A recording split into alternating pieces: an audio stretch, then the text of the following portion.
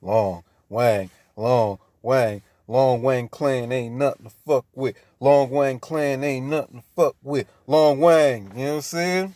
This is Alex Will 64 out here dealing with my websites ether-ins.teachable.com and acrosunsum.com. You can find me on Instagram at AlexWill64 and Etherrealist, and I'm here to let you know about a new meditation. It ain't that new to people that have been following me on Instagram for the past couple years, but or the past year I'd say, but it's probably new to you just watching this. This is about the Nine Dragons meditation. So let me give you a little quick background on how to say how this meditation came about, and then we could get into. I'm going to be talking about dragons today. You know what I'm saying? Dragon is my spirit ass animal. It's my spirit animal out this motherfucker. If that's something that you like or you have a inclination or an affinity for, some people have an owl as their shit. Some people have dolphins. Other people have wolves and stuff. I have a wolf as my spirit animal too, but some people have, I also have a hawk as well. You know what I'm saying? Any animal where they, they have a relation to, like tortoises and shit like that. Mine is at the top of the list is the dragon. You know what I mean? So a history on this Nine Dragons meditation is I am a Kung Fu student. I have been studying Kung Fu for 4 years, for the past 4 years now. And it's a Tao style of Kung Fu, meaning that it's more focused on meditation and spirituality before you get all into the physical actual combat moves and shit like that. You know what I'm saying? So um like over the course of just studying this Tao form of kung fu, I developed my own meditation based off of it. You know what I'm saying? Because me, I'm an inventive guy. I'm a guy, I come up with ideas. You can steal one motherfucking idea from me, I'll come back tomorrow with 20. You know what I'm saying? That's how I am with the ideas.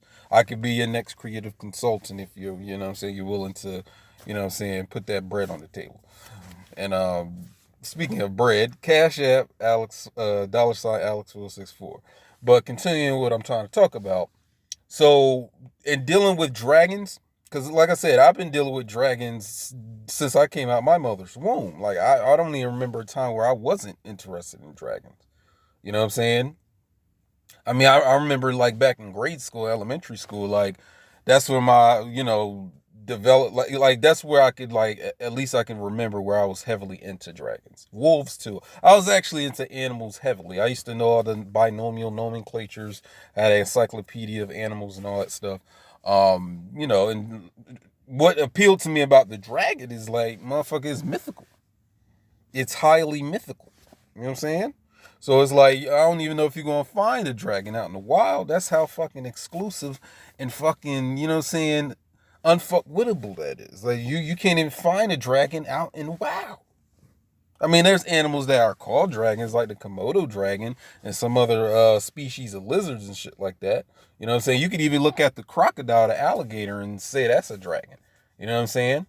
Because a crocodile and a fucking alligator aren't like the other reptiles in the reptile kingdom. You know what I'm saying? Like these are, they have more of a I say more like a mammalian or a mammal type of a way about a fucking alligator and a crocodile. You know what I'm saying? Not to be the black crocodile Dundee right now, but I'm just saying like grimy, crikey. You know what I'm saying? But that's how far back I go with dragons. Like I even when I got into high school, I was wearing dragon earrings and shit. You know what I'm saying? I had the dragon necklace, nigga. I had shirts and stuff. Everything was dragon for me. You know what I'm saying? Motherfuckers that went to school with me that can attest to that.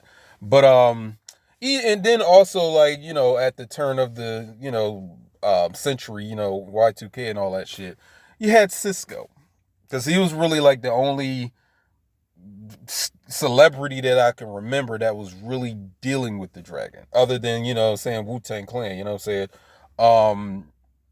The thing about Cisco is, I mean, I seen him. He had the iconography. He did the Unleash the Dragon. He did all that shit, and I was feeling him up until, and I don't know how 100% true this is, but he started they was saying he was doing the fruity stuff. And I was like, nah, I got to pull back from that. So I had to retract. Not because of discrimination, because that's just not the way my boat floats. You know what I'm saying? He was taking the dragon energy in a direction that it should not have gone. You know what I'm saying? You know how you have an aqueduct and you can steer the water in which ways? Like, nah, I can't go that way, Cisco. I can't. Now, I don't know if this shit is true about the bull, but it's like that motherfucking episode of Boondocks when Riley found out that Gangstalicious was, you know what I'm saying, on the fruit train, you know what I'm saying, on the fruit caravan, you know what I'm saying, on the other side of the fence. Like, it's like one of the niggas that you was kind of like looking up to, you find out that he was, he into bussy. So, you know what I'm saying? And it's not to say that the energy is that. It's just that, like I said, niggas take energies and take them in directions they don't need to go. So it's not even just a dragon thing. It's anything, you know what I'm saying? Taking it where it doesn't belong. So that's why I'm like, okay, I seen he had the dragon thing. I like that, and that's how far it goes. But, you know what I'm saying? I'm just giving you a background of my whole, you know what I'm saying, dragon history, you know what I mean? Like watching the Kung Fu flicks, just like how the Wu-Tang based most of their music off of. We used to watch that shit all the time, you know what I'm saying? And this is when I was a kid, when I wasn't even really into Wu-Tang's like catalog like that, because I was too young to be into their catalog at that time. You know what I'm saying? 7-year-old, 8-year-old, 11-year-old listening to the whole fucking Wu-Tang. I'm talking about like, the compilation albums too, the Wu-Tang Killer Bees, the affiliates, all that stuff. I was an adult, you know what I'm saying, when I got into all that. But as a kid, like, we was just, my mom had a big ass fucking bins of movies, and part of that repertoire of movies was the Kung Fu flicks. You know what I'm saying? You know what I'm saying? Well, my stepdad at the time, like, that's all they had was just the cripple combat and mystery chess boxing. You know what I'm saying? All that. You know what I mean? And some of them had that. There's even a movie where it's talking about the Dragon Claw. So now in the 2010s, like 2016, when I started practicing that, getting training into that Kung Fu, that's how I developed the Nine Dragons meditation. Because, like I said, there's a dragon style of fighting that you know about, and then there's a tiger style. Tiger style is more of a brute force physical type of combat, and you have all the styles of that. And then you have dragon style, which is more spiritual. You know what I'm saying? It's more sun sum. Like, in the cosmology, we call the spirit body sun sum, or the etheric body, or the astral body, sun sum. So that's kind of like, the my origin with that. You know what I'm saying? And I will have a link in this description section of this video, of a link where you can click on it and it'll take you to the Instagram page, or the post actually, that it has the complete instructions and the caveats and the cautions that you gotta take when you're doing a strong, powerful ass meditation like this. Nine Dragons meditation is for empowerment. It's not for weak shit. That's why I tell you, with this meditation, if you haven't been already practicing meditation, you should practice the regular shit before you get into something advanced like the Nine Dragons. Because Nine Dragons is pulling on certain powers that are asleep within you and giving you the extra added ability to do whatever you do. Like, for example, if you're into sports or you exercise, you know what I'm saying, any rigorous physical activity that you're doing. So if you do this meditation before you exercise, you're going to get more out of the exercise, because now you got more power to exert. Because you need to understand that spirit precedes physical, or is above the physical. You know what I'm saying?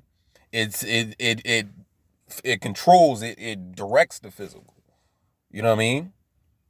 So it's not just physical punching that you need to be doing, or physical kicking, like if you was in a martial arts situation.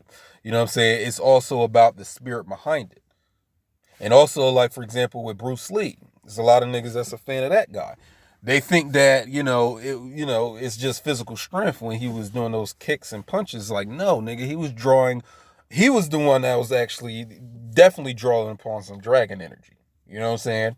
Definitely. I have no doubt about it. His frail body, in comparison to the other people he was fighting, He was definitely drawing on that stuff. You know what I mean? Drawing on that dragon energy. And you can too with the 9 dragons meditation. So if you play ball, you know what I'm saying? Or, you know what I'm saying, you do any type of contact sport, you know what I mean? Or like I said, you like to go hiking, like I don't know, like where you have to exert a lot of physical energy. You want this meditation up under your belt.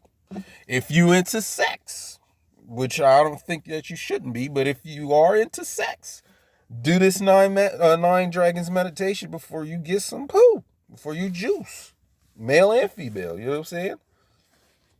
Keep the you know what I'm saying, the yang up. Nothing wrong with my yang. I got the 9 dragons meditation. There's any way there could be anything wrong with my yang. That masculine force. You know what I mean? So right, especially guys, dudes out there, do this meditation before you hop in the pussy. You know what I'm saying? Do that. Do that. You know what I mean? Now, if you're not advanced enough at your meditation yet, this is probably something that you want to do before you get to the Jones house or before y'all go out.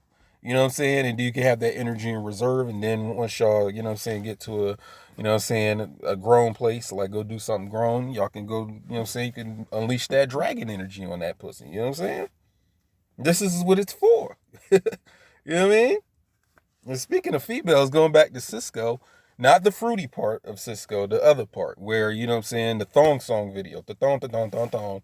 In the video, this nigga, there's a meme on Instagram, I've been posted this a few times, where it says it says Jesus may have walked on water, but Cisco walked on bitches. Remember like towards the end of the video where he walking on the bitch's hand, like they all got their hands up and he just walked on the bitches? Like that shit, if the 9 dragons meditation can get that started, because you know what I'm saying, I could motherfucking, you know what I'm saying, try to take that meditation or let it help me to be aerial and levitative or levitational so I can walk on bitches. And not walk over on bitches, walk on bitches. It's a difference, all right? Don't start calling me a fucking misogynist or, you know what I'm saying, a female hater or say I got toxic masculinity. No, toxic humanity is out here. You know what I'm saying? Niggas be on some toxic femininity or masculinity, then they talking about toxic femininity. No, nigga, toxic humanity. Don't try to make this shit gender specific or sex specific. No, toxic humanity. So I'm not here to walk over on bitches, like, you know what I'm saying, or walk over on women in that fashion, like I'm taking advantage of you. Unless you get horny off of that. Because I know every woman can't be feminist because it's a lot of these women out here that love when you dominate over them. So I'm just throwing that out. I mean, if that's what you like for me to walk all over you, you get, you know what I'm saying, you get a little London Bridge moment where your juices flow based off of that. You know what I'm saying? Yeah. Let me know. But anyway, it was dragons. So what I have today here is some documentaries or documents, you know what I'm saying, based on a dragon. Now this first document, or I ain't gonna say document, it's more like I'm pulling from this website, which is draconica.com. And you should know that before the G in the dragon was there, it was a C or a K. So this is where you get like Draconis, Dracula, as you probably very well know, doing your own studies or whatever, or listen to other people talk about it. So it has draconica.com. You know what I'm saying? So it's displaying dragons on the screen there. And I wanted to bring this here because, like I said, we're going to get into exactly what type of energy you're dealing with when you are doing the 9 dragons meditation. Because this is going to give you the added edge whenever, like, for example, if you do martial arts, like you're into karate or you do taekwondo, you kickbox or regular boxing, whatever it is, like this is going to give you the edge. Or if you're in a situation where you have to fight somebody or you have to, you know what I'm saying, go toe to toe, you know what I mean? 1-to-1, man-to-man, hand-to-hand, just like my daddy taught me. You know what I'm saying? That Mortal Kombat movie. Did you miss me? But yeah, this will give you the added edge. So let's get into it. So the Chinese dragon, we start with the Chinese dragon. You know what I'm saying? Chinese dragon. The Chinese dragon is a symbol of wisdom, power, and luck in Chinese culture. You know what I'm saying? And let me make this clear. When I say Chinese culture, I'm talking about, you know what I'm saying, their high, rich history. I'm not talking about actual Chinese people. It's a difference. Because I've seen over there in China that they be really out there clowning black people out there. They be really racist and really clowning us out that motherfucker. You know what I'm saying? Having all these shows and videos of them wearing fucking froze, and they be in blackface, wearing cornrows, trying to be all fucking ratchet and ghetto and shit. I kind of see it as a, you know, on first glance, it's more like maybe they, you know what I'm saying, they hate us because they ain't us. You know what I mean? So they got to sit there and, you know, make fun of us and shit, whereas really they want to be black, but they can't. But, like I said, it's a lot of racist shit, you know what I'm saying? I heard that, you know, from people that have been to China, that it's real rude out there, motherfucker. Like, it's a lot of racism as opposed to, like, you know, if you go to Japan or something. Japan is more laid back and more spiritual. But China is, like I said, this is about Chinese culture, you know what I'm saying? Their historical culture, not the people. So I'm just making that clear. So unlike Western dragons, you know what I'm saying, Oriental or Chinese dragons on, you know, on the Far East are usually seen as benevolent and kind. And what I want to add to this is I've always saw the dragon as a symbol of magnificence. You know what I'm saying? Chaos too, but definitely fortune as well. You know what I'm saying? Because I was actually, if you want to deal with the Chinese zodiac, I was actually born in the year of the dragon. Ah, see? I was born in the year of the dragon. Because it's year 2000, year 1988, year 76, 64, 52, 40, and so on and so forth. So those are the years of the dragon. You might be in the year of the rat, or the year of the horse, or the year of the rooster, the cotton. You know what I'm saying? And then on top of that, there's 5 elements that they deal with in Chinese zodiac. So I'm an earth dragon. You might be a metal rabbit, or you might be a fire horse. You know what I'm saying? You got to know which element corresponds with the year. So in my year, it was an earth year as far as Chinese zodiac is concerned. You know what I'm saying? So I was born in the year of the dragon. Can you tell? But and then also, I would say, and based on just the configuration of Pisces in Western astrology, that's a form of the dragon because they follow the same format. For example, the dragon is said to be, and it's in this document. Hold on, let me see if it's on the second page. Long, Wang ain't nothing to fuck with. So Chinese dragons have serpentine bodies, 4 legs, and usually without wings, and they are said to be composite. Very key word. Composite of various other animals. The body of a snake, antlers of a deer, the talons of an eagle, soles or the paws of a tiger, the scales of a carp on its body, and the eyes of a demon. So this thing about the dragon being a composite of other animals. So that right there, that's key to its nature. Like a dragon is supposed to represent singularity or a coming together of various different pieces into one thing. So it represents that singularity. You know what I mean? Pisces in China or Western zodiac has that same feature because they say that Pisces is a summation of all the 11 previous signs. You know what I'm saying? Even Ophiuchus. So let's say, you know, for y'all little 12 astrology or 13 sign astrology motherfuckers, the Pisces is all that in one. Because then they'll try to say, well, the Ophiuchus is all that in one. Not according to how you're putting it together. You know what I'm saying? Now, if you're not really versed in astrology, disregard what I just said. Those who know, they know what I'm talking about. But Pisces is said to be a combination of all the previous signs. So that's why I'm like, yo, mama, hey, mamacita, hey, come here, hey. You know what I'm saying? If you want the forwardness and the, you know what I'm saying, the fighting nature of an Aries man, or you want the motherfucking richness and the naturalness and organicness of a Taurus man, you know what I'm saying? You want the outgoing adventure of a Sagittarius man or whatever. You like the conversational, lively conversations you get with a Gemini man, you know what I mean? someone who is about their business, like a Capricorn man, you could get that all in a Pisces man. We got all that. I'm every man. It's all in me. You know what I mean? Pisces man. And that goes back to this whole shit on social media. You know what I'm saying? Social media where motherfuckers be Zodiac gang. You know what I'm saying? Gang on Zodiac signs. Gang banging with Zodiacs. So, you know, we in Scorpio as far as the season is concerned. So social media, all the Scorpios are ganged up. You know what I'm saying? And they do this each fucking Zodiac sign season. So Sagittarius comes next. All the Sagittarius are gonna be on some gang shit. You know what I'm saying?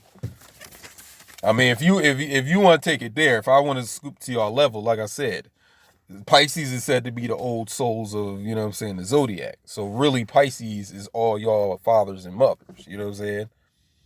So if you're not a Pisces, I'm technically your father. You know what I mean? I'm technically your dad out this bitch. And I expect a Black & Decker's tool, you know what I'm saying, every Father's Day. You know what I'm saying? Put that in your itinerary, you know, in your Google Calendar. You know what I'm saying? But like I said, I don't scoop to that level. I just do it for, you know what I'm saying, kicks and giggles and shit. But and that's sun sign astrology. I'm an astrologer, so I don't. Sun sign astrology is the most superficial level of astrology you can deal with, and then it doesn't even get any better because then you'll go to a lot of people's page on Instagram and they'll be like, "Oh, I'm a Gemini sun, I'm a Sagittarius moon, and I'm a Cancer rising." Yeah, and you'll see that in a lot of, especially a lot of females profiles on Instagram and shit. It's funny as hell.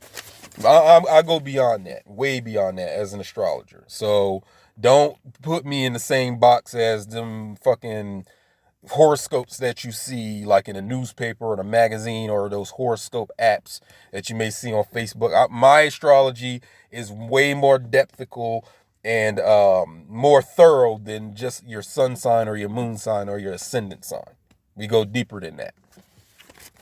But like I say, I was talking about all that because Pisces has a correlation with dragons. So I'm a Pisces sun, and I was born in the year of a dragon, in the year of the dragon. So that I guess that's the reason I'm coming at you with this shit today, right? Or one of the reasons. But what else about the dragon? So the Chinese dragon, as opposed to like the medieval dragon, doesn't really deal with fire. Like the fire-breathing dragon that you get in medieval and Western Europe and all that shit. The Chinese dragon is more based in water. So when you anger a dragon, it is said to send a storm at you. So all these tsunamis, especially on the Far East or on the Oriental side of the world, where they're talking about, you know, they're getting hit with tsunamis and typhoons and hurricanes and thunderstorms and all that. That's the people will say that someone angered a dragon and then the dragon is releasing its wrath through the precipitation or through the weather. You know what I'm saying? So that shit goes into this whole dragon energy thing too. Because dragons, they are said to control the rain, the rivers, the lakes, and the sea. They can ward off wandering evil spirits, protect the innocent, and bestow safety unto all. They're called lung or long in the Chinese language. So that's why I'm out here like this. Long, Wang, Long Wang Clan ain't nothing to fuck with. Long Wang Clan ain't nothing to fuck with. Long Wang ain't nothing to fuck with. That's why I'm out here like that. But and obviously it's a play on, you know, saying Wang, which over here in America we kind of, you know, it's a word that's another word for penis and shit. So when it's a long Wang, you know what I mean? You like that? You like that? I'm glad you like that. Play on words. But Long Wang literally means in Chinese language, Dragon King. Dragon King, and we're about to get into that. Dragon King are also associated with Dragon Emperor, like a dragon ruler, Dragon King. Wang means king. King Dingaling. All right. So now, and dragons are often depicted flying among the clouds. Most Chinese dragons most depictions of dragons are shown with them playing with a flaming pearl, which is very important iconography. So you can see that right here. See the flaming pearl right there? very important iconography as we get into like in their power and allows them to ascend into heaven. That pearl represents the soul. That's some you if you're versed in alchemy, you should have already spotted that or known about that. The pearl is the soul. This jewel, the stone, that's what that is. So this is the dragon, and this is the dragon's soul. So whenever you're dealing with precious gems or precious jewels or whatever, that can be related to, or you're talking about the soul in that situation. And then the legend of the carp. So I don't know if you know anything about the fish or the carp jumping over or leaping over the dragon's gate. You know what I'm saying? That's a very symbolic and very powerful iconography right there. Because the dragon's gate can also symbol, or I would say, just based on the mythology, it's talking about the greatest achievement you can achieve while in your human form, or while you're here in existence. So that would be passing through the vortex or the black hole or wormhole that takes you into the metaphysical realm. Which that, like you say, you go to Judy K. King's work that I've been pretty much dealing with all these new videos I've been coming up or posting on my channel. You know what I'm saying? In her work, like Balls of Fire and Isis Thesis and all her various articles and essays, she talks about on the DNA level of your being, or like, you know what I'm saying, on the when you get into the chromosomes and the DNA in the cells of your body, there are wormholes there. And through those wormholes or black holes, that's how you go into the other realms or the other dimensions. You know what I'm saying? You know, just to talk about some metaphysical stuff right there. But the legend of the carp is about the carp being able to leap over the mythical dragon gate to become a dragon. So again, Pisces, fish, Chinese zodiac dealing with dragon. See the correlation or the connection? So the fish jumping over the gate to become the dragon. And that actually has some cultural reference within China, because the dragon's gate is correlated or compared to the big test that certain Chinese individuals have to take in order to become a high status in Chinese society, like to become a noble or a teacher or some sort of military general or a chef or whatever. You have to take the test, like the ultimate test. They call it the Dragon's Gate. So if you pass that test, you know what I'm saying, that you have to take, you become a permanent member of the elite, or, you know, the higher class societies. You know what I'm saying? So that's the mundane version of the Dragon's Gate. But for me, the Dragon's Gate is talking about that vortex. Because you pass through that vortex and come back into this world transformed or transmutated into the new human God being, or new species of the hybrid that is talked about in the book Balls of Fire, or in the book Isis Thesis. You pass through that wormhole or that black hole. Okay, so a very important numerological association with the dragon is the number 9. It's said that Chinese dragons have 117 scales. Now do the motherfucking addition of the digits. 1 plus 1 plus 7 is what? 9. There you go. You get a little juicy in the back. Go get you a little juicy. If you get the answer right again, you get a little oatmeal pie and shit. You know what I'm saying? Start throwing out little juicy juices and shit. You know what I'm saying? It stimulates, you know what I'm saying, activity within the classroom. Like if you get incentivized with a juicy juice, that'll make you want to study more and be a better student. You know what I'm saying? So I'm going to start throwing Welch's juicy juices and shit at people. You know what I'm saying? But why would somebody say that the dragon has 117 scales? That, you know, that number is symbolic of something. But like I said, just adding up the digits, 1 plus 1 plus 7 is 9. And you're going to see how that relates to my 9 dragon meditation, and how the meditation is based on the 9 types of dragons, the 9 types of classical dragons within that culture. So, and they're as follows. So you have the Tian Long, which is the celestial dragons. Then you have the Shenlong, and this is the spiritual dragons that control the wind and the rain. So for all you Dragon Ball Z fans, because I used to watch Dragon Ball Z as a kid, we used to, me and my brothers used to draw the Dragon Ball Z. I drew a real mean Vegeta one time. You know what I'm saying? I used to watch it right before we went to school, and then as I got, maybe like 12, 13, whatever, it used to come on, on Cartoon Network in the evening or later in the day. So Dragon Ball and Dragon Ball Z and all the other GTs and all that shit is all based around the Goku character, who is trying to, the core of the story is them collecting these 7 Dragon Balls that are scattered across the world. Like, people are holding on to them for keepsake or whatever. They're trying to collect all 7 Dragon Balls. Now, when you see the word 7, or not the word, the number 7, what does that automatically relate back to? You got it. It's 7. You gonna get a juicy juice too, man. This video is like a little Blues Clues shit where they give a question, then I get like a little 3-second wait, and then you give the answer, and then I throw you a juice in the back. I should be on Nickelodeon, nigga. You know what I'm saying? You know how the Wu-Tang be like, you know what I'm saying? Wu-Tang for the children. Dragon information is for the children. You know what I mean? Excuse my foul language, though, so you can actually kind of bring in your children, just like let them know that I use foul language. You know what I'm saying?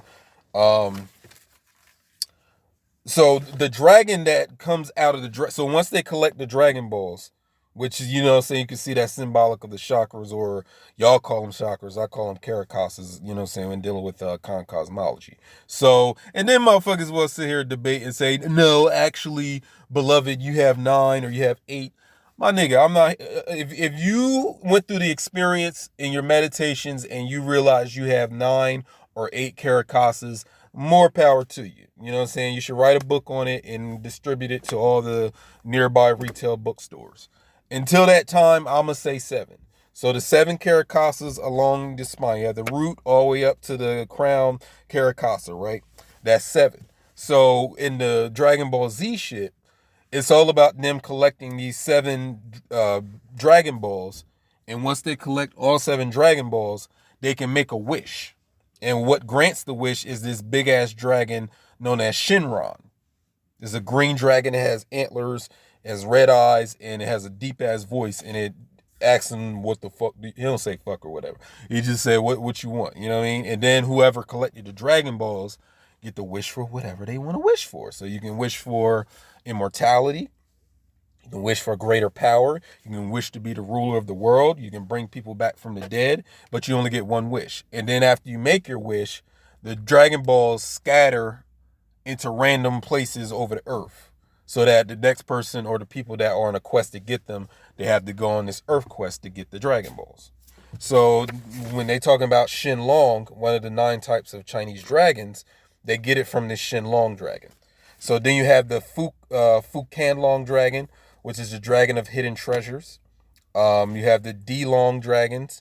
They're underground earth dragons. They preside over rivers and streams. Then you have the Yinlong dragon, which are the winged dragon, which is the oldest of all Eastern dragons, and it says it's the only kind with wings. Because when you see dragons with wings, that's when you're dealing with alchemy, and you're also dealing with Europe and medieval shit like that. Because in a lot of iconography or illustrations of medieval alchemy, which I know they got this shit from Kemet anyway, that symbolizes something spiritual. So whenever anything is depicted with wings, it means spirituality or the metaphysical realm or the realm beyond the physical or the physical. And then we have the Qlong dragons, the horn dragons, which are said to be the mightiest of all of them. Then you have the Panlong dragons, which are the coiling dragons, which are said to inhabit the lakes instead of the oceans. And then you have the Huanglong dragons, which are the yellow dragons. And the yellow dragons are said to once emerged from the river Luo, and presented the legendary emperor Fu Hasi, or however you pronounce that, with the elements of writing. So the Huan Long dragons are known for their scholarly knowledge. You know what I'm saying? And then you get to number 9. There goes that 9 again. What is the 9th dragon type listed? The Long Wang. Long Wang clan ain't nothing to fuck with. Long Wang clan ain't nothing to fuck with. We in the Long Wang chamber. Enter the Long Wang chamber, my niggas. So the Long Wang, or the Dragon Kings, are the rulers over each of the 4 seas over in the Orient. So you have the one that rules over the East Sea, South Sea, West Sea, and the North Sea. Although their true form is that of a dragon, they have the ability to shapeshift into human form. Which I'm like, okay, perhaps they were human or started out as human, or they were soul having a human experience, like a lot of y'all niggas be saying, and then they did the alchemy and the work to become the Dragon King. Just like in the movie, watch the movie The Mummy, The Curse of the Dragon Tomb. The movie has Jet Li as the Dragon Emperor, an ancient Dragon Emperor who I guess turned to stone. He was turned to stone, and then the little Caucasoid heroes and shit. They got to stop this Chinese army from resurrecting the Dragon King. He's like a mummy. You know what I'm saying? So, we'll get back into that. But then it says here that the Dragon Kings live in crystal palaces. Crystal palaces are castles guarded by shrimp soldiers and crab generals. So we was just sitting here in all these videos that I've been posting on my Instagram lately about occult microbiology, my dream genome thesis. We were talking about microbiology, virology, and all that stuff. We're talking about phage lambda virus and all those, microscopic particles and all that stuff, right? Let me marinate your tongue.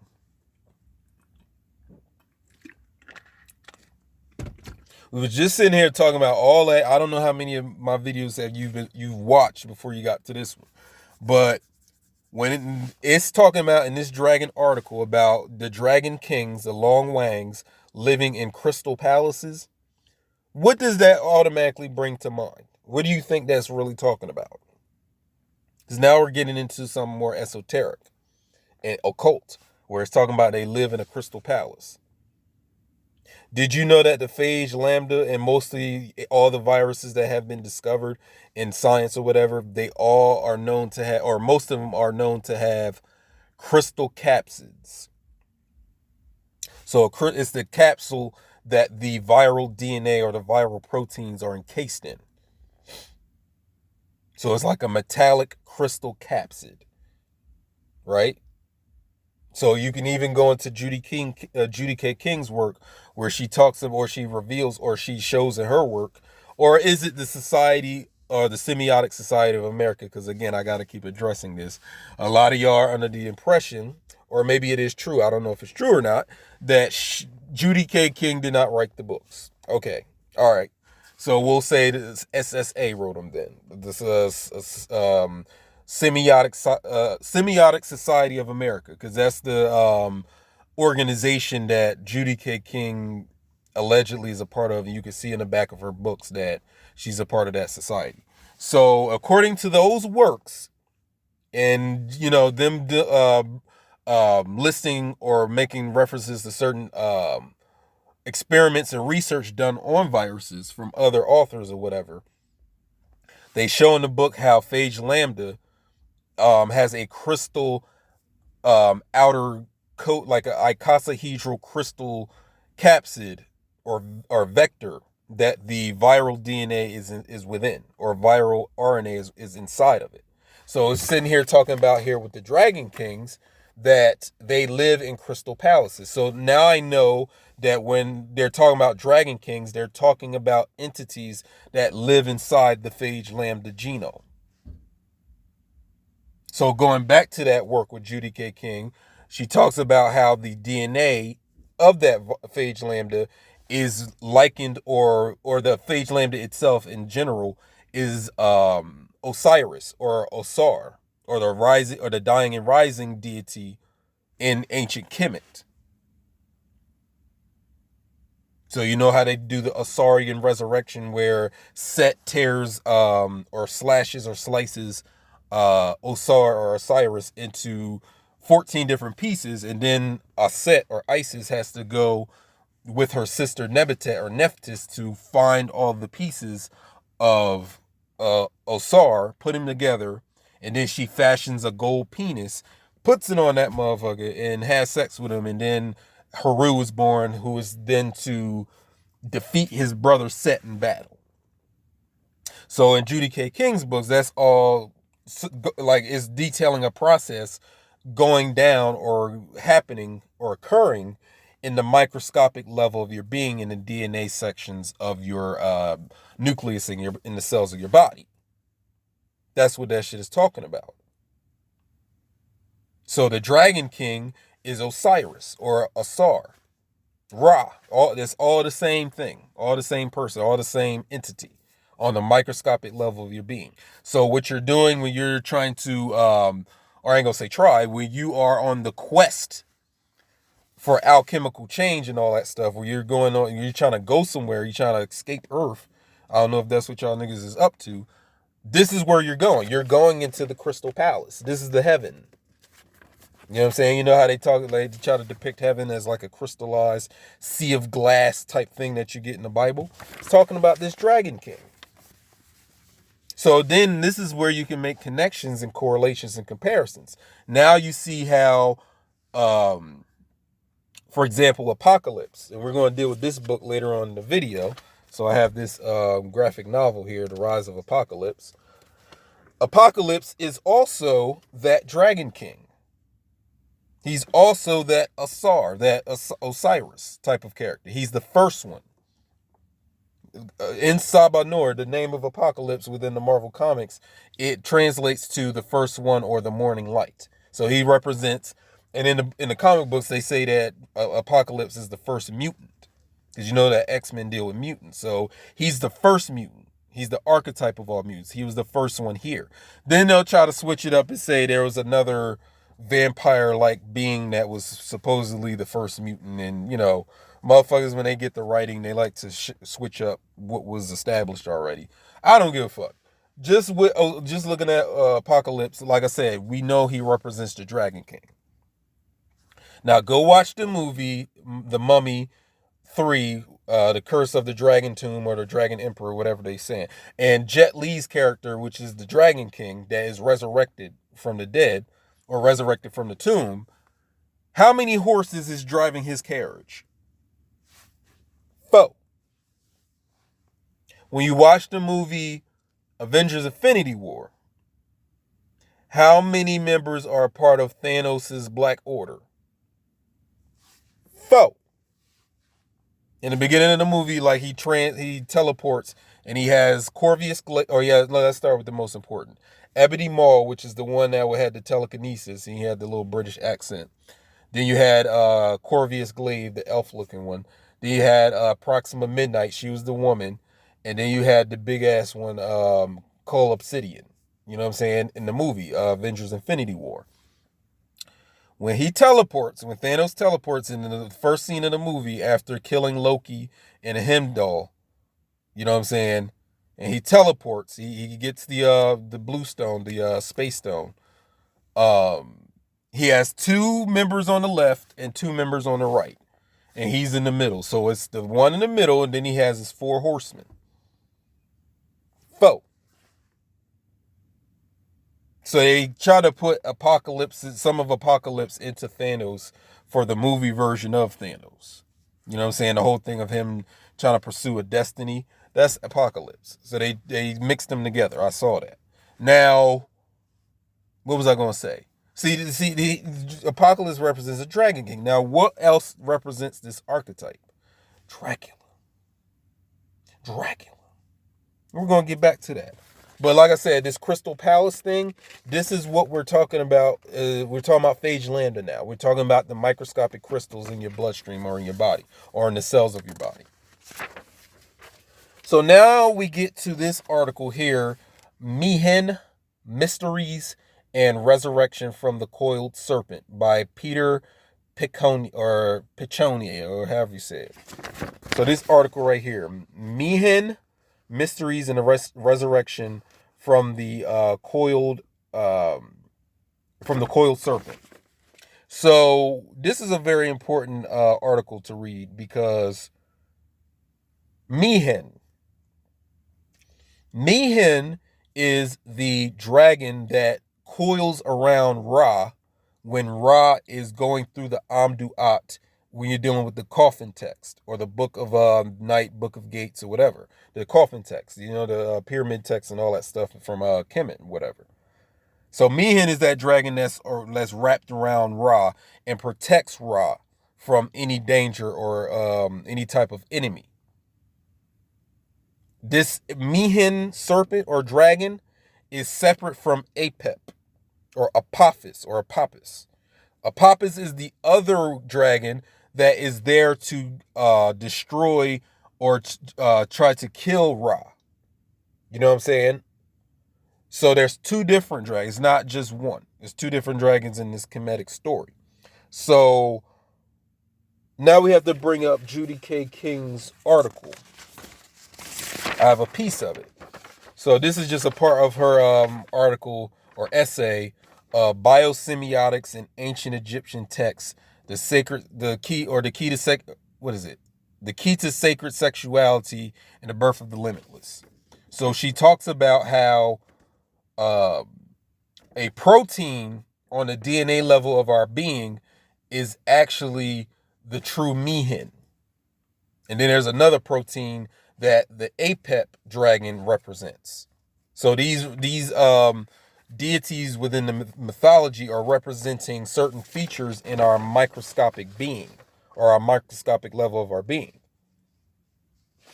So you have, and I'll have a link to this essay and these other articles in the description section of this video that you can download for your leisure or for your reading. So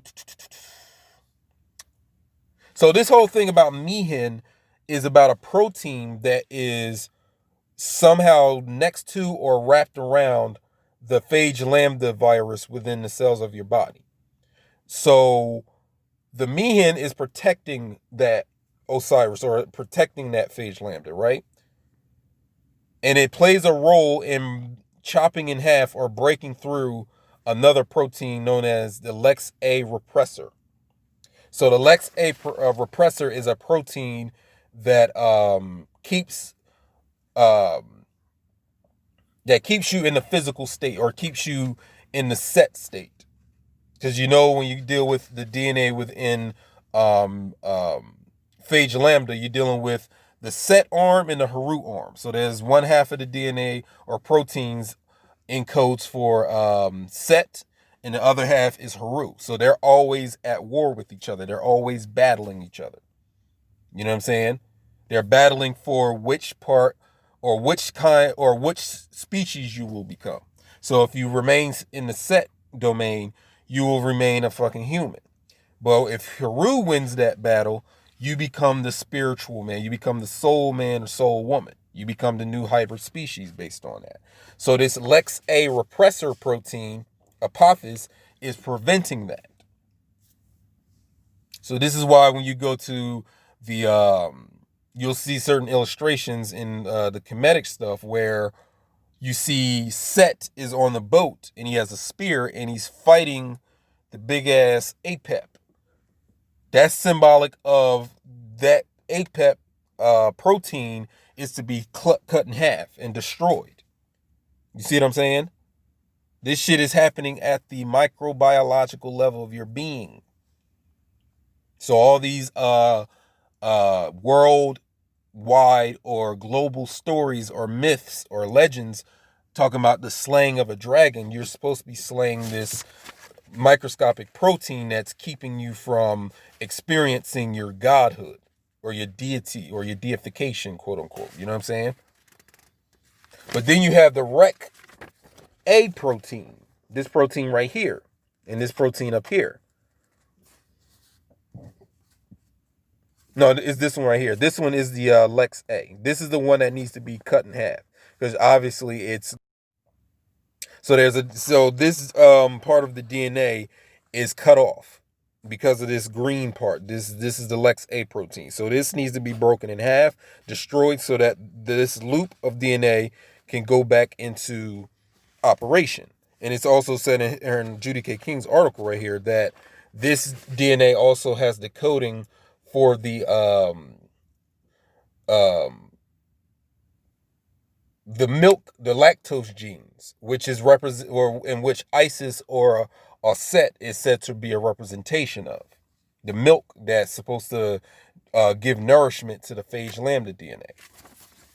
So this all plays out or is represented by the Kemetic mythos or the Kemetic mythology. But the Meehan, going back to the Meehan shit, hold on. So Meehan, like I said, it says here that he primarily, though, he encompasses Ra in his many coils and protects him from all outside evil. So the Meehan dragon is your protector. When we do the 9 dragons meditation, that's the energy we're sitting here trying to get, that we're using for what we do in 9 dragons meditation. And then, second page of this article, hold on, where I see it at. We deal with the number 9 again. So it says these spells, so it's talking about coffin text, right?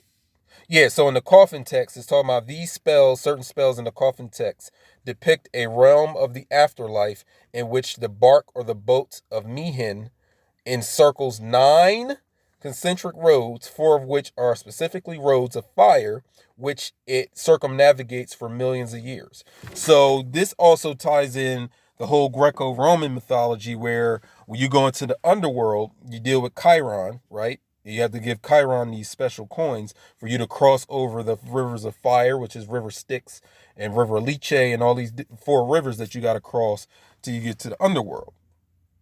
This shit is the same shit. So Meehan is your friend. Meehan is your dragon. That's your buddy on that level. Meehan is your protector. When you go into battle and you ride on the back of that dragon, that's your nigga. That's your mans.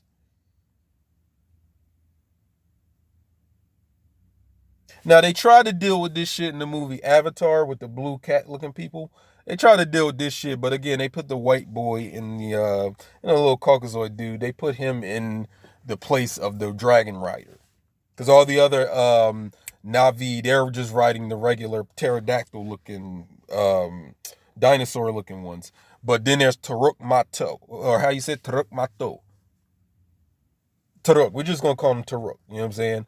The real big ass dragon that they say has only been ridden on 4 times in Avatar history.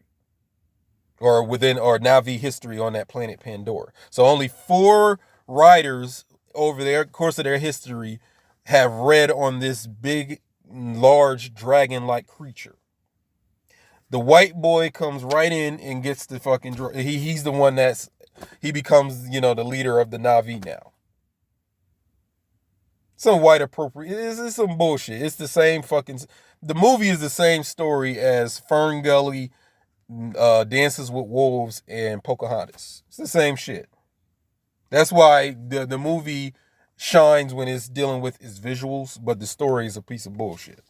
But again, the number 9, these 9 concentric roads. So again, the dragon and the 9 are representative of each other. 9 equals completion, right? See all your little numerological niggas? 9 represents completion. 1 + 1 + 7, which is 117 scales on the Chinese dragon, equals 9. The Long Wang clan, Long Wang dragons, 9. Number 9. 999. Nines, nigga.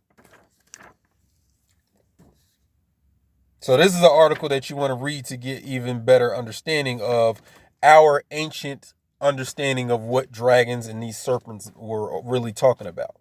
Because then if you also, like for example, I can show you some iconography.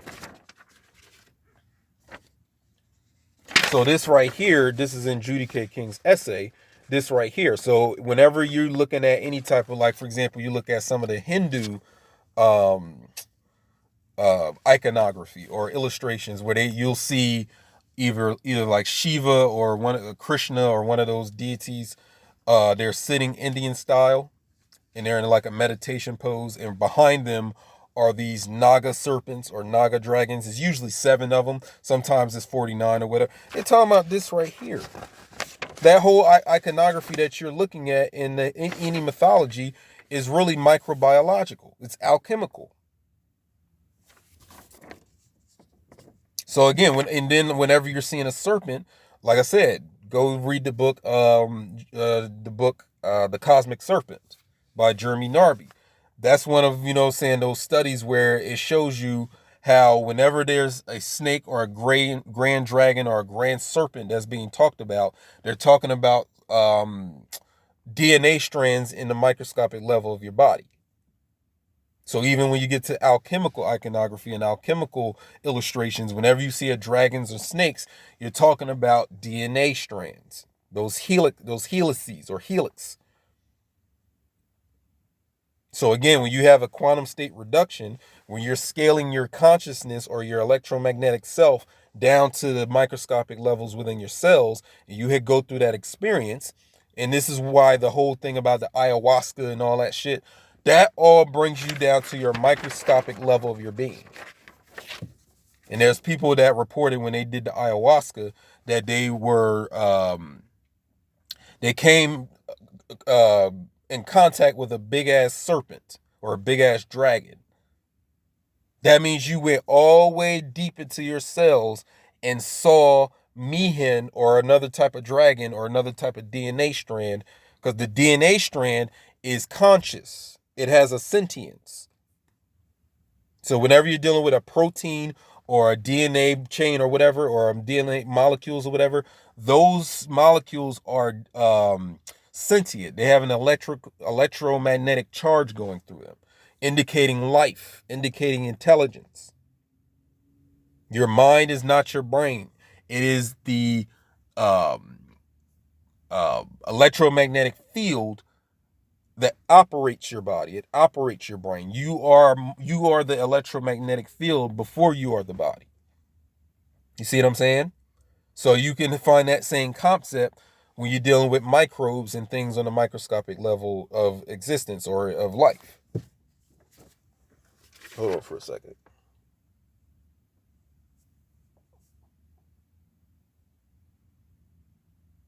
So yeah, so that's dealing with me here.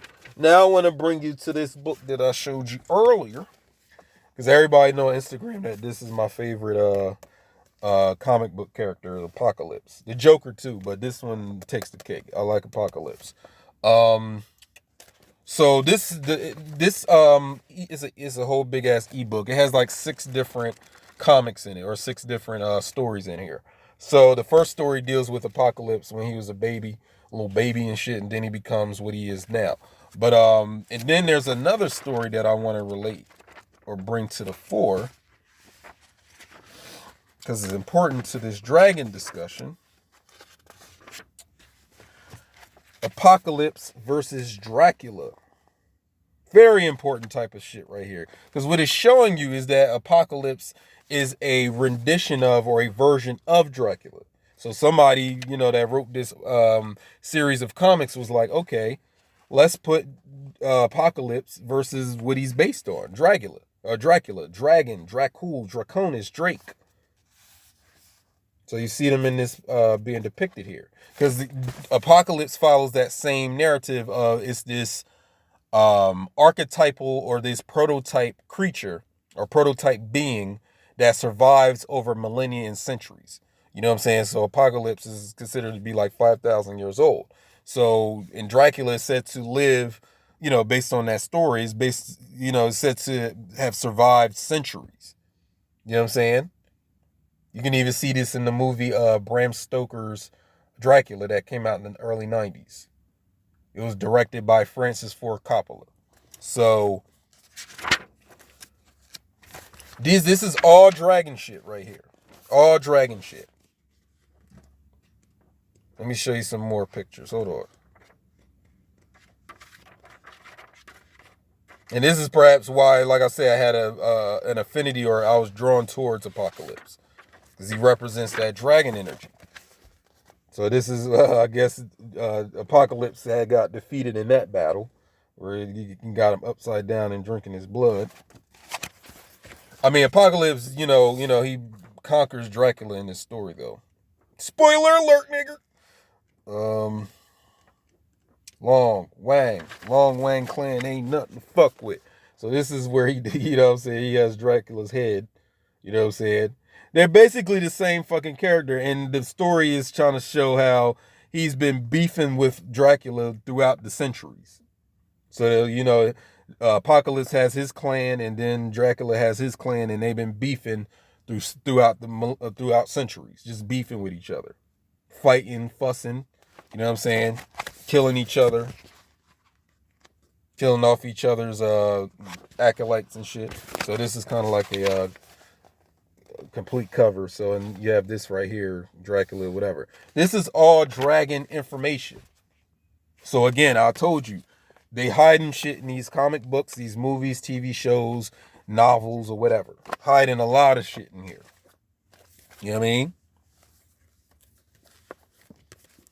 And then if you're relating all, and like I said, with Apocalypse, like I had detailed in my occult microbiology 101 course, or I ain't gonna say course, it's the videos that, yeah, let's just say course. My OM 101 course that there's a link down in the description section where you can watch it. So there was a post that I put up where it's talking about Apocalypse and the techno-organic virus that he joins with, that he fuses with.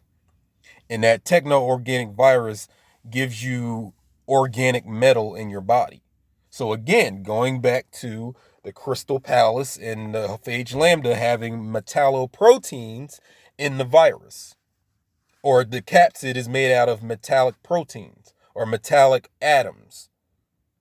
So the reason why we human beings have an affinity for metal, or we use metal for most of our applications, like in factories, cars, machines, or whatever, we use metal a lot. It's because the virus uses the metal. We are mirroring and our life is based on this virus. So our behaviors is based off this virus, which is said to be our ancestor. Because you got to remember, going back to my occult microbiology shit, you was humble beginnings. You was a little cell in your mother's womb at conception. Your father's sperm cell hit the shit out your mother's egg cell, my nigga, and conception was happening. You was just that microscopic cell before you became a microscopic cell before you became this macroscopic flesh, this multicellular flesh. So part of the alchemical journey is to get back to that original cell. That's where we're going. Where else do you need to go? Your physicality, you're going to the beginning of your physicality, which was that cell. Through that cell, or that cell city, you get back through the wormhole from which your soul came out of to inhabit the cell. That was you, the fertilized zygote that is you. Stop listening to these niggas that are bypassing the process that you need to do. You're not going to go anywhere till you pass through your original cell. That was the beginning of your entire physical world, your entire physical existence, whether this is your first incarnation or your seventh one. You feel me? Long Wang. This is what we do in Long Wang Clan. This is the Long Wang Chamber. This is what we do in this chamber, this course, this excursion right here. Long Wang Clan ain't nothing to fuck with. You know what I'm saying?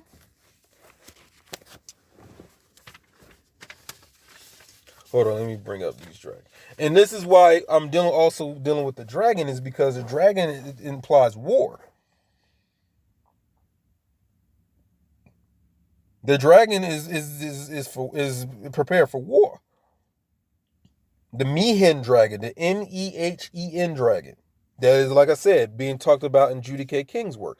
That dragon is your protector and defender. It's coiled around Osiris, or the dead king, in his path or his journey through the Amduat or the Duat or the underworld, which is talking about something going on within your body somewhere on a microscopic level, right? So this is why I'm saying you need to sign up for my course or my other training, which is spiritual warfare training. Because then, like I said, that 9 dragons meditation, which is what this all centers around, goes back to my spiritual warfare training. See, I do my 9 dragons for any type of real battle situation or warfare situation that I'm in, whether it's spiritual or physical. You see what I'm saying? And I go into detail about that 9 dragons meditation in my course or in my training course. But like I say, I've just give you the basic instructions on it on Instagram, and there's a link for that in the description section of this video. You know what I'm saying? So get signed up for that course for about the price of a firearm, because a lot of you niggas, they saying in the news that has been the highest sale of guns throughout this nation's history. So during this COVID time that we're in, motherfuckers is out there buying up all the guns and all the ammo. And they're saying that there's an ammo shortage all over the United States. You know what I'm saying? It's an ammo shortage because everybody, you know what I'm saying, using their stimulus money to go fucking buy firearms and shit. Guns and shit. Hold on. Marinate the tongue.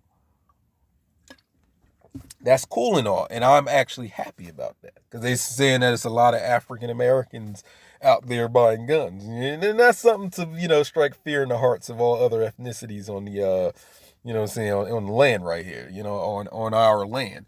But that still isn't enough. See, that'll protect you physically, won't it?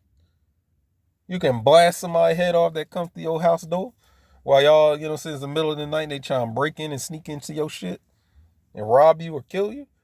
And you got that motherfucker attached to your bed somewhere, or if it's, or locked up in the safe, or you got it under your pillow.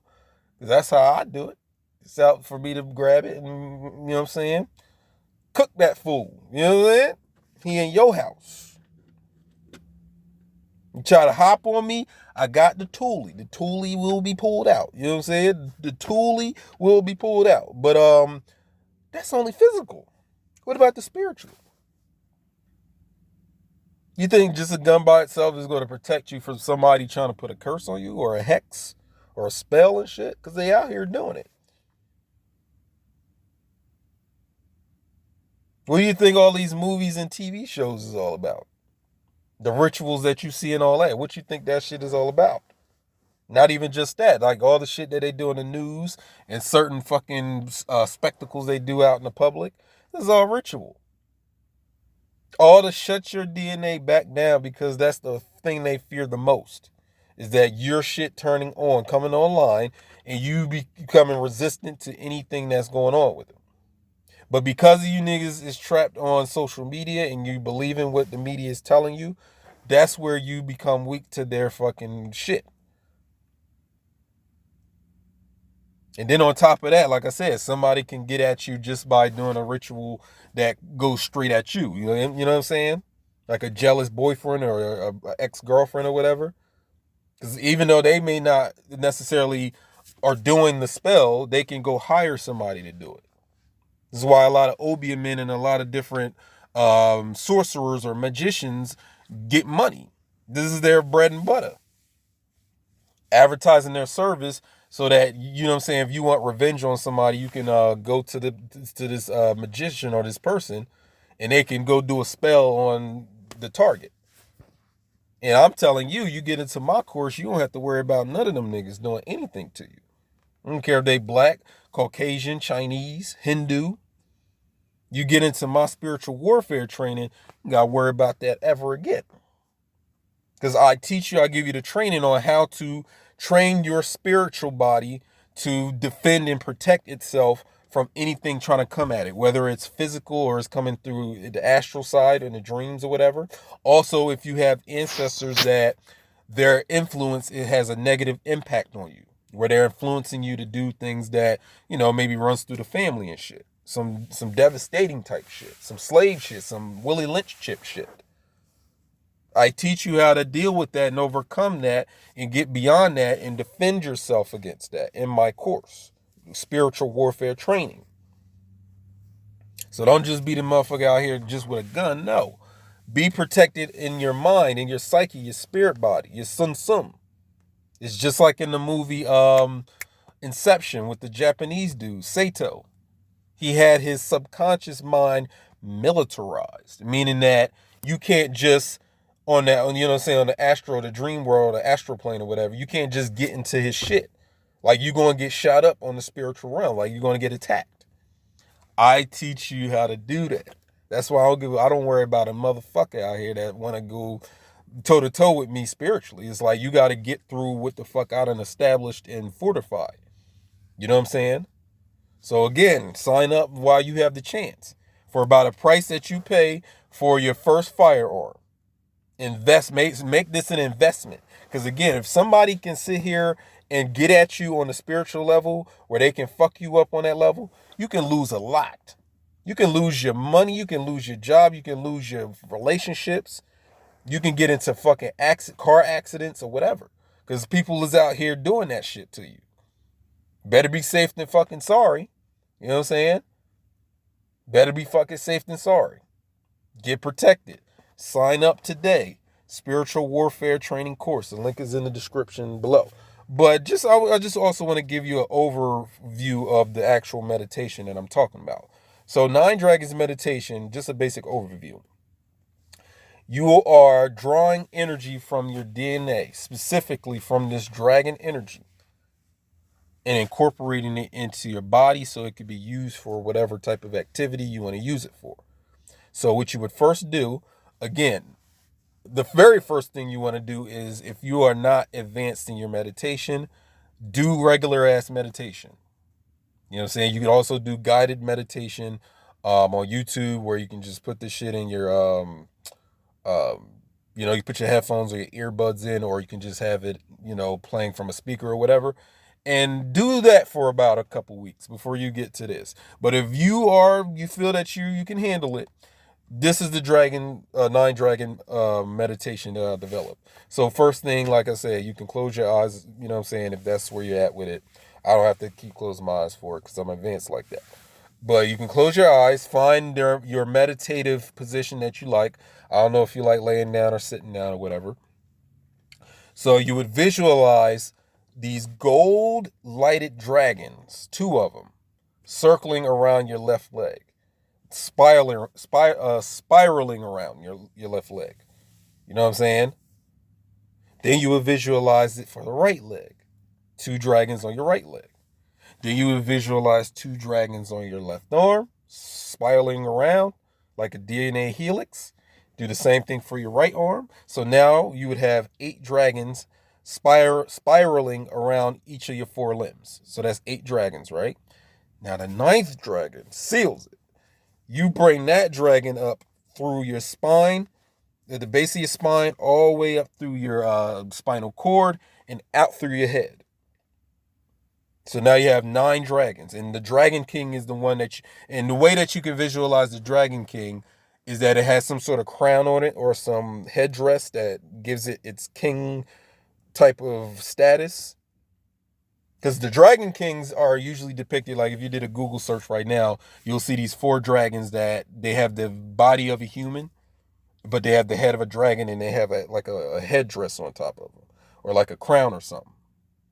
You know what I'm saying? Because these Dragon Kings are very wise. So it just tells you in this dragon article, dragons are always symbolizing wisdom. You know what I'm saying? So these Dragon Kings are very wise. So you're not just dealing with warlike power, you're actually also dealing with wisdom, divine wisdom, when you do this meditation. So again, visualize this Dragon King moving up through your spine and out through your head. Because then like I said, when you deal with the whole Kemet thing, and you see like King Tut and all these different pharaohs, quote unquote, and they have the serpent coming out, the cobra coming out of their They also have the like the serpent, the cobra, and they also have the vulture coming out. You know what I'm saying? This is the same type of thing. So you're drawing that dragon energy up, that ninth king, out through your head. And then once you have this visualized with your legs, your arms, and your head, now you draw the energy back into your body. You visualize the golden dragons and the Dragon King going back into your body. You see what I'm saying? And that completes the meditation. You're, first of all, you're letting them out, then you're bringing them back in for use. And this is your power. You know what I'm saying? So I use this for my kung fu. You know what I'm saying? I'm a what-offy ass nigga. You know what I'm saying? Long Wang Clan ain't nothing to fuck with. Enter the Long Wang chamber. You know what I mean? And that's the meditation. So if you're advanced enough, like I said, you don't have to keep trying to find like a quiet room, a dark, dimly lit room, shit like the new age niggas. You don't have to sit Indian style. You don't have to sit up in a chair. It's good to sit in a chair like as if you're sitting on your throne as a king. That can help you. You know what I'm saying? But again, you can also use this meditation because I'm always in a constant state of meditation. So that's why I'm talking like that. But for those who are still, practicing or just getting into this, you know what I'm saying? Take steps. You got to crawl before you ball. You know what I'm saying? You ain't got to be as advanced right now. You know what I'm saying? You don't have to be. Don't rush it. You know what I'm saying? Don't rush this process. But if you are advanced like how I am, like I said, I can do this motherfucking meditation anywhere and nobody would know that I'm doing it. You know what I'm saying? And nobody would know that I'm out here doing it. I could do it right before, it's time to, hop in the coochie right quick. You know what I mean? You know what I'm saying? I could be kissing the joint and the dragons would be swirling around my legs, arms, and head. You know what I'm saying? And then when it's time to, apply that libido or that stamina force to that hip, bing! You know what I'm saying? Knock your pelvis loose out this. No, I'm not dangerous during sex. I'm not dangerous. But anyway, you know what I'm saying? Or like I said, right before, I know a lot of you like to play basketball and shit. You play basketball on the street or you know what I'm saying? You out there playing basketball with the bros. Like, this is going to give you that energy. You know what I'm saying? Do it in between, like, the times where you're breaking or you're on break from something within the game or y'all taking a timeout or whatever. Do that. You know what I'm saying? It's this meditation is good for any vigorous activity. If you're like a vigorous exerciser, or you're like a fitness trainer, or you into fitness, it's a great thing to do. Because now you're tapping on certain energies or certain electromagnetic currents within your spirit body that give you added energy that your physical flesh cannot give you. So this is a supernatural way to draw power into your. I'm about empowerment. This is about empowerment, my love, my guy. This is about empowerment. You're being empowered through this. Spit on all weak shit. Patooey. Spit on that shit. This is power right here. If you ain't into power, I don't even know why you still even watching a nigga right now. I really don't. You know what I'm saying? I really don't. This is warfare. Peace is a lie. You niggas talking about, oh, we need to be at peace. Y'all niggas be confusing the avoidance of conflict with peace. There's conflict going down at the microscopic level of your body. So what the fuck is you talking about peace? We are in a war, my nigga. You just don't know it. I ain't gonna say you, but a lot of people don't know that. They don't know that they're in a covert war and have been in one ever since we were in the slave trade. You can take this shit all the way back to the 14th century. That's why these Caucasoids like the year 1492, because that was the defeat of the Moors and shit. They even have a movie company called 1492 Films. They love that 1492. Because that's where they document that shit as our downfall. As, you know what I'm saying, you want to call us Moors or black or whatever they was, what was our name back then for the melanated what we are. You know what I'm saying? The indigenous melanated peoples of the world. They love them Masons and fucking Shriners. They love that 1492 date or that year. They love that year. You know what I'm saying? So we've been at war with them beyond that, but definitely at that time until now. So when you deal with the Atlantic slave trade and them coming over here to colonize the land over here in the Americas, nigga, this was war. And it has always been war. Because you think that because there's not like an all-out assault between the races out in the streets, you think that there hasn't been a war going on. You's a dumbass for thinking that. You know what I'm saying? Not to insult you, but you's a dummy for thinking that. You don't have to be a dummy now, though. You know what I'm saying? You ain't got to be that right now. And there's people right now saying that, you know what I'm saying, World War III is spiritual, and it's going on right now, and I'm in it. You know what I'm saying? So don't have niggas out here telling you that, you know what I'm saying, this shit ain't important, like with this war shit. Because you could be a casualty just like that. You know what I'm saying? And it ain't just like, for example, something between, like a war between ethnicities. No. Because I know people that look like me is going to be my enemy on the spiritual level. You know what I'm saying? Because they already are just by being traitors of their own people. You know what I'm saying? Or selling out their own kind. So I know that that's an enemy right there. So I know that I'm not at peace. Peace is a lie. You know what I'm saying? But I'm telling you, meditations like this Nine Dragons meditation is going to give you an advantage. But to seal your advantage, to keep you at an advantageous level in this type of shit, spiritual warfare training. Don't just go get the fucking black gun or the pistol and you be unprotected spiritually. Because there's a lot of people out here that'll charge you thousands and thousands of dollars just to, have this type of spiritual protection, like this real powerful kind that I'm dealing with. Not just some shit where you got a protection. No, we're going beyond that. Where they give you like a bath. No, we're going beyond that. My type of training gives you home field advantage in this war. Or the advantage, the upper hand in it. So you ain't never got, and then this is something like, for example, if you're in a family or you're dealing with a family or loved ones who might not be into spirituality like you are, or they might not be into esoteric and occult stuff, you can protect them at a certain level with which you are trained in my course.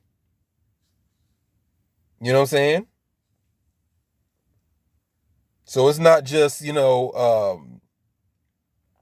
not just what happens just with you. You can protect your whole home with this type of stuff that you're learning in this spiritual warfare training that I have available. So get enrolled.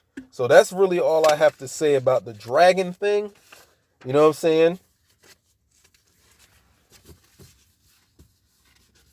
Because I talked about the Dracula. I talked about and also like the Dracula thing. Like, for example, these movies that started coming out in the late 90s until now, the Dracula or the vampire thing started to be centered around the DNA and the genetics of the vampire. Like with the movie Blade, that was like the first one where they was trying to like say that this vampire is a species, like a genetic species, that it passes its genetics through biting, you know what I'm saying, their victims, and then, days later they become a vampire. You know what I'm saying? So that was really kind of the first movie where they started doing that. Like the vampire is a species, it's a genetic genome. It's a gene sequence, you know what I'm saying? That you can pass on from person to person. But we already know they're talking about, the DNA part of us, especially the melanated kind, that we have something that makes us dragons. That gives us that dragon species. See, Blade is the dragon species in those movies. He's a daywalker. The sunlight cannot kill him. You know what I'm saying? The only thing he really suffers from is he has to quench his or get rid of the thirst. So he takes these serums to cut the thirst down so that he doesn't become just like them. But that nigga is a motherfucking, he's a dragon. He's a dragon man. Even before that movie came out, Vampire in Brooklyn. That was Eddie Murphy, he was a dragon man. Because they didn't even deal with the regular, the shit that they dealt with in Blackula and all these other, vampire Dracula movies. In Vampire in Brooklyn, Maximilian, that Eddie Murphy played in the movie, he came out of Kemet. Like that first scene in the movie where Maximilian is speaking about the race of his species, they go all the way back to Kemet. So he comes to America. It's another Coming to America movie, but it's darker than Coming to America. So it's the same fucking movie that Eddie Murphy is doing. Because remember, Coming to America, it was Eddie Murphy and Arsenio Hall's character. They live in this rich Zamunda country, and he's looking for a bride that he wants, not one that's being given to him by, his family or the kingdom. He goes all the way to New York, to Queens, to go get his bride or his wife, you know what I'm saying? Or to look for his wife. He does the same shit in the Vampire in Brooklyn movie. He goes to the United States. He even goes through Jamaica, and then he goes up to New York, same place, to look for his wife, which is played by Angela Bassett. So she too is the dragon creature. But in the movie, obviously, because it's a Hollywood movie, it's all about Angela Bassett refusing to be the dragon woman. She just wants to be a regular ass fucking human. And they keep doing this shit in different movies. Even with the show that came out in the Watchmen. That I have a whole fucking series on my channel about the Watchmen show on HBO and how they did predictive programming about the whole fucking COVID-19 thing.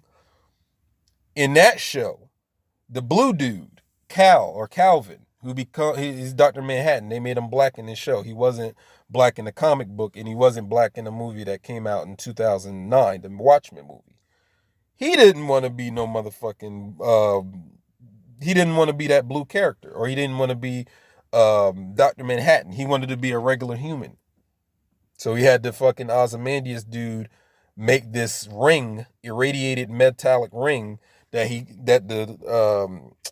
Regina King places inside of his head so that he could just be a regular human. And then in other movies, you got these Caucasoids that are being deified or turned into gods in these movies. And on the flip side, the black man and the black woman don't want to be fucking deified. That's a part of the fucking train. That's a part of the propaganda to get you out of your divinity that they know rests at the microscopic level of your being. So yeah, in that Vampire in Brooklyn movie, he wasn't even they still kept some of the vampire shit, but it was more of him being an actual species of creature that is beyond or above or more superior to humans. That is in your fucking genome. It's in your genetic set, and they know it. Because again, what happens in the Blade movie that came out in 1998 or 97? The white boy, the Caucasoid Deacon Frost, he needs Blade's blood for him to turn into or transform or transmute into a living god. Same shit in that motherfucking Lovecraft Country HBO show. The Caucasoid bitch needed Atticus's blood to become an immortal. It's something in your blood that is the toolbox for immortality, just like Judy K. King's books are all about. So the dragon is a representation of that immortality in the Crystal Palace, meaning the crystal capsid that the virus is in. They know about your dragon. They know you are the dragon species. But will you realize it? Will you go through the alchemy and do it? Because you see all this shit also in a lot of heraldry. So a lot of those medieval swords and those crests, those family crests over there in Europe, and how some of them have like a dragon on them, that's alchemy. They're taking those symbols from alchemy. Even if you look at the Rothschild's shield, their family shield or their family crest, you see the lion and you see the unicorn. That shit comes out of alchemy. You know what I'm saying? So let me cut this now. And like I said, Nine Dragons Meditation, the link to the instructions on the post that I posted about this on my Instagram, my nigga. Go there and see what the Nine Dragon Meditations can do for you. There's people that were telling me they had some wild experiences on that shit. You know what I mean? You know what I mean? So check it out. But like I said, sign up for my spiritual warfare training course so you ain't got to worry about any people out here, whether they practice any type of magic or they don't, coming at you like that. You are protected with this stuff that I teach you and I give it to you. So again, my name is AlexWill64. Catch me at acrosensum.com, ether-ins.teachable.com. Long Wang, Long Wang, Long Wang Clan ain't nothing to fuck with. Long Wang ain't nothing to fuck with.